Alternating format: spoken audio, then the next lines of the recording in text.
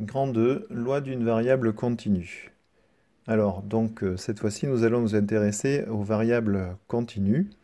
Et donc, on va commencer par en donner une définition.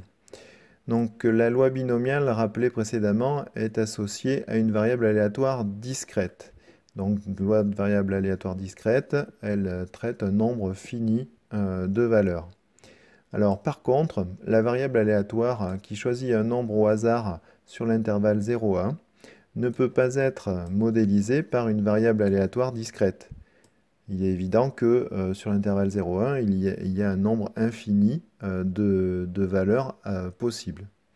Donc là encore, chercher la probabilité cette fois-ci que x soit égal exactement à 0,5, ben, ça n'a pas de sens du fait qu'il y ait un nombre infini de valeurs.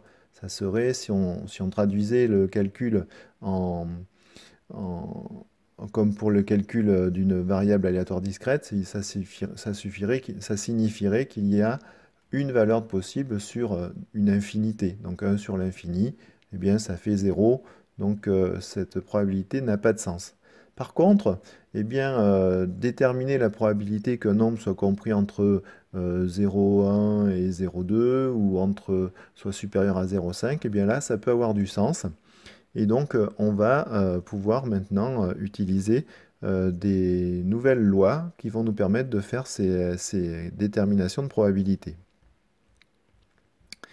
Alors, dans ces conditions-là, on dit que la variable aléatoire est continue. Alors, dans ce paragraphe, nous allons étudier des exemples de lois de probabilité associées à des variables aléatoires continues. Alors, ces lois, elles sont définies sur un intervalle grand I de grand R et se calculent comme l'intégrale d'une fonction petit f définie sur un intervalle inclus dans grand I. Alors, cette fonction s'appellera la fonction de densité et vérifie la propriété suivante. Bien, l'intégrale sur l'intervalle I de f de t dt est égale à 1.